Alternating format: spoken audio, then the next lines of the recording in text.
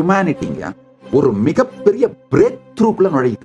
இன்னும் 10 வருஷத்துல பாத்தீங்கன்னா 2036 10 வருஷத்துக்குள்ள எதிர்காலம் ஏஐ சம்பந்தமா தான் இயங்கும். அதை எல்லாரும் புரிச்சுக்கோங்க.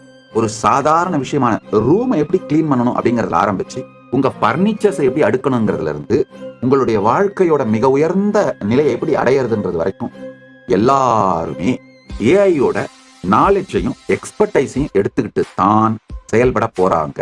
யார் இப்ப அடுத்த 10 வருஷத்துல எலைட் சொசைட்டியா, ரிச்சா, இன்டெலிஜென்டா, எஜுகேட்டடா, பூமியோட எல்லா ரிசோர்சஸையும் என்ஜாய் பண்ற எலைட் சொசைட்டியா மாற போறாங்க அப்படின்னா இந்த advanced daily AI companions use பண்றவங்க தான் மாற போறாங்க. அது 50% ஆஃப் த பாப்புலேஷனா இருக்கும்.